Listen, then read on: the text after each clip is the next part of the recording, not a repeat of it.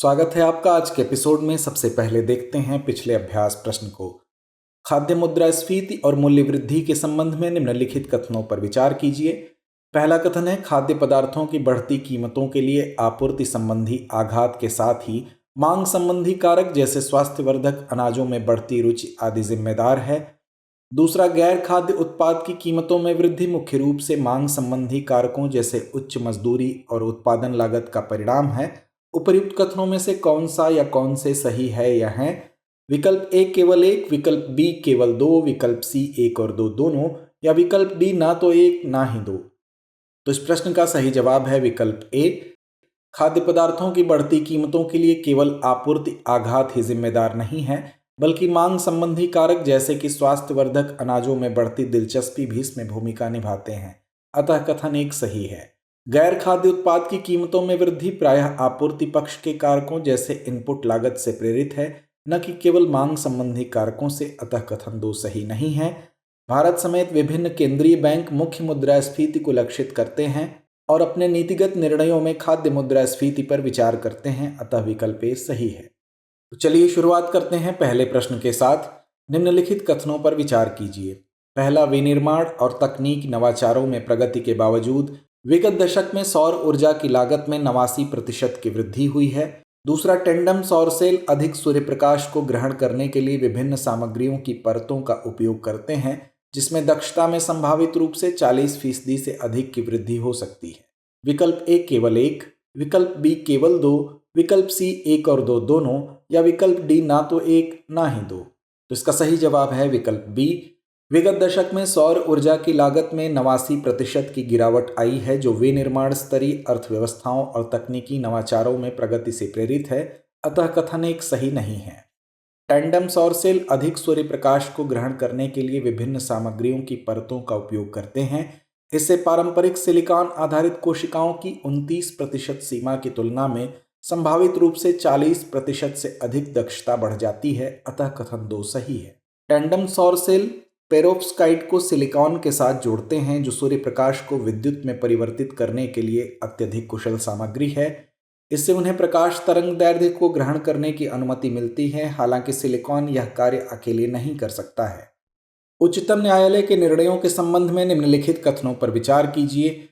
पहला, एमसी मेहता निर्णय में विकास और पर्यावरण संरक्षण के बीच संतुलन पर बल दिया गया। साथ ही वर्ष 1992 के रियो सम्मेलन के उपचारात्मक सिद्धांत पर भी बल दिया गया है। दूसरा, प्रज्ञेश शाह बनाम अरुण कुमार शर्मा एवं अन्य मामले में न्यायालय ने कहा कि यदि पर्यावरण क्षरण के कुछ भी साक्ष्य हों तो निवारक उपाय अवश्य किए जाने चाहिए। उपर्युक्त में से कौन सा या कौन से कथन सही है या हैं? विकल्प ए केवल एक, विकल्प बी केवल दो, विकल्प सी एक और दो दोनों, या विकल्प डी ना तो एक ना ही दो। तो इस प्रश्न का सही जवाब है विकल्प सी। उच्चतम न्यायालय ने वर्ष 2004 के एमसी मेहता निर्णय में विकास और पर्यावरण संरक्षण के बीच संतुलन की आवश्यकता पर ध्यान दिया। साथ ही वर्ष 1992 के रियो सम्मेलन के उपचारात्मक सिद्धांत पर भी बल दिया। अतः कथन एक सही है। वर्ष 2022 में प्रज्ञेश शाह बनाम अरुण कुमार शर्मा और अन्य मामले में उच्चतम न्यायालय ने कहा कि अगर कोई भी साक्ष्य पर्यावरण क्षरण का संकेत देते हैं तो देश को निवारक उपाय करने चाहिए। अतः कथन दो सही है। अतः विकल्प सी सही है। बैटरी के संबंध में निम्नलिखित कथनों पर विचार कीजिए। पहला, लेड एसिड बैटरियों में सल्फेशन के कारण लेड सल्फेट का निर्माण होता है, जिससे उनकी ऊर्जा को कुशलतापूर्वक संग्रहित करने और निष्कासित करने की क्षमता में वृद्धि होती है। दूसरा, बैटरी का पुनर्जीवन एक नवीन विचार है जो पर्यावरणीय नुकसान को कम करके और संसाधनों का संरक्षण करके चक्रीय अर्थव्यवस्था का समर्थन करते हुए बैटरी लाइफ को बढ़ाता है। उपर्युक्त में से कौन सा या कौन से कथन सही है या हैं?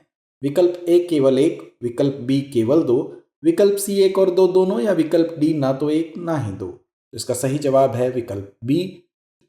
लेड एसिड बैटरियों में सल्फेशन के कारण लेड सल्फेट का निर्माण होता है, जिससे उनकी ऊर्जा को कुशलतापूर्वक संग्रहित करने और निष्कासित करने की क्षमता कम हो जाती है। अतः कथन एक सही नहीं है।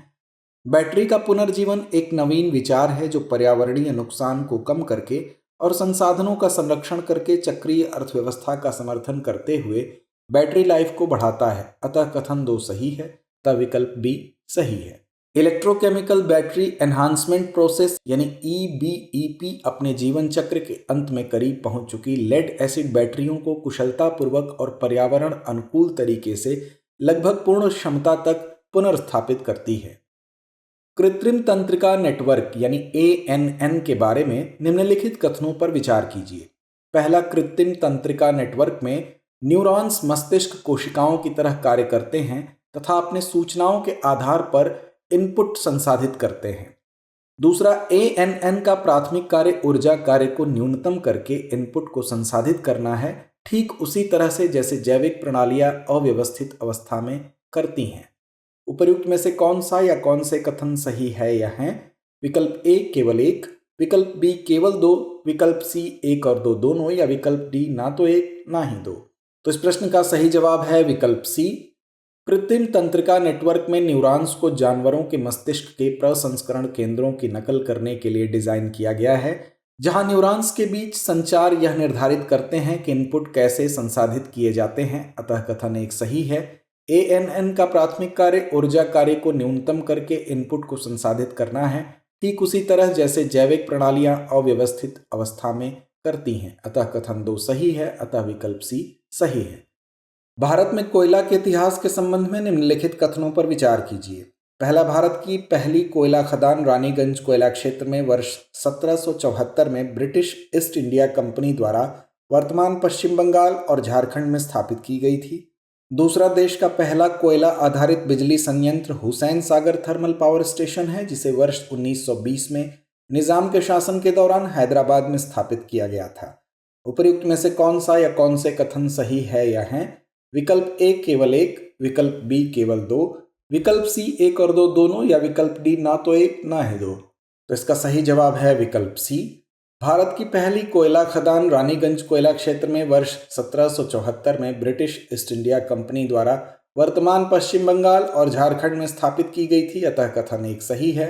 देश का पहला कोयला आधारित बिजली संयंत्र Hussain Sagar thermal power station है, जिसे वर्ष 1920 में निजाम के शासन के दौरान हैदराबाद में स्थापित किया गया था। अतः कथन 2 सही है। अतः विकल्प C सही है। जबकि भारत ने म्यांमार और श्रीलंका को कोयला निर्यात किया है, यह मुख्य रूप से घरेलू बिजली उत्पादन के लिए अपने कोयला भंडार का उपयोग करता है। मुद्रा विनिमय करेंसी स्वैप समझौते के संबंध में निम्नलिखित कथनों पर विचार कीजिए। पहला, दो देशों के बीच मुद्रा विनिमय समझौता तरलता समर्थन के लिए पूर्व निर्धारित नियमों और शर्तों के साथ मुद्राओं का आदान प्रदान करने का एक अनुबंध है। दूसरा, विनिमय परिचालनों में उच्च विनिमय दरें और बाजार जोखिम शामिल होते हैं। उपर्युक्त में से कौन सा या कौन से कथन सही है या हैं? विकल्प A केवल एक, विकल्प B केवल दो, विकल्प C एक और दो दोनों, या विकल्प D ना तो एक ना ही दो। तो इस प्रश्न का सही जवाब है विकल्प A। दो देशों के बीच मुद्रा विनिमय समझौता तरलता समर्थन के लिए पूर्व निर्धारित नियमों और शर्तों के साथ मुद्राओं का आदान प्रदान करने का एक अनुबंध है। अतः कथन एक सही है। इस प्रकार विनिमय परिचालनों में कोई विनिमय दर या अन्य बाजार जोखिम नहीं होता, क्योंकि लेन देन की शर्तें पहले से तय होती हैं। अतः कथन 2 सही नहीं है। अतः विकल्प A सही है। भारत के AI परिदृश्य के संबंध में निम्नलिखित कथनों पर विचार कीजिए। पहला, भारत में लॉजिस्टिक्स के क्षेत्र में AI एकीकरण के कारण महत्वपूर्ण सुधार हुआ है, जिससे अकुशलताएं कम करने में मदद मिली है। दूसरा, भारत के AI पारिस्थितिक तंत्र में सरकारी समर्थन का अभाव है, जिससे व्यवसायों के लिए AI प्रौद्योगिकियों को अपनाना कठिन हो रहा है।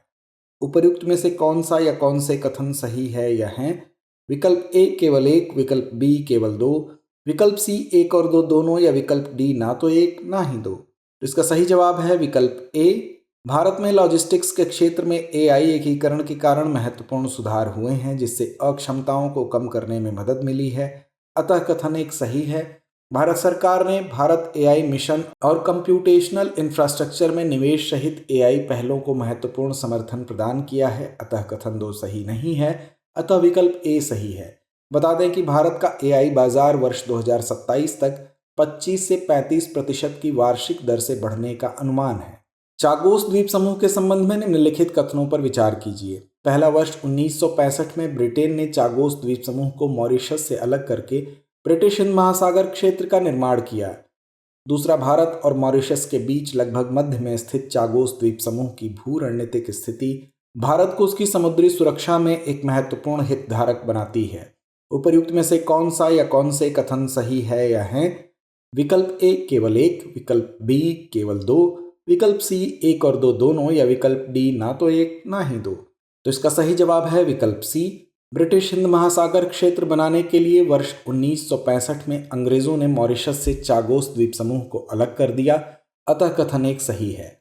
भारत और मॉरिशस के मध्य में स्थित चागोस द्वीप समूह की भू रणनीतिक स्थिति भारत को इसकी समुद्री सुरक्षा में एक महत्वपूर्ण हितधारक बनाती है, अतः कथन दो सही है, अतः विकल्प सी सही है। डिएगो गार्सिया पर यूएस यूके सैन्य अड्डा अगले 99 वर्षों तक अपना संचालन जारी रखेगा, हिंद महासागर क्षेत्र में बढ़ती चीनी नौसैनिक गतिविधियों के कारण संभावित विस्तार के साथ। पैरोल के संबंध में निम्नलिखित कथनों पर विचार कीजिए। पहला, पैरोल किसी कैदी को उसकी सजा के निलंबन के साथ रिहा करने की प्रणाली है। दूसरा, रिहाई सशर्त होती है जो आमतौर पर व्यवहार पर निर्भर करती है। तीसरा, पैरोल प्रत्येक आरोपी का मौलिक अधिकार है। उपर्युक्त कथनों में से कितने सही है या हैं? विकल्प ए केवल एक, विकल्प बी केवल दो, विकल्प सी सभी तीन, या विकल्प डी कोई नहीं। तो इसका सही जवाब है विकल्प बी। पैरोल एक ऐसी व्यवस्था है जिसमें किसी कैदी को उसकी सजा के निलंबन के साथ रिहा किया जाता है, अतः कथन एक सही है। पूर्व निर्धारित समय के लिए रिहाई सशर्त होती है जो आमतौर पर व्यवहार पर निर्भर करती है और इसके लिए अधिकारियों को नियमित रूप से रिपोर्ट करना आवश्यक होता है, अतः कथन दो सही है। पैरोल एक अधिकार नहीं है या किसी कैदी को किसी विशेष कारण से दिया जाता है, जैसे परिवार में मृत्यु या किसी रक्त संबंधी की शादी, अतः कथन तीन सही नहीं है, तब विकल्प बी सही है।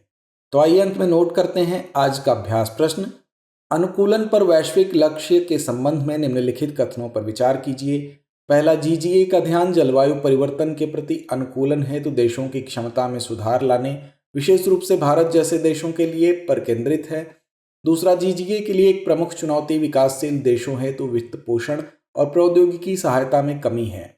उपर्युक्त में से कौन सा या कौन से कथन सही है या हैं? विकल्प ए केवल एक, विकल्प बी केवल दो, विकल्प सी एक और दो दोनों, या विकल्प डी ना तो एक ना ही दो। इस प्रश्न का जवाब कमेंट बॉक्स में देना ना भूलें। धन्यवाद।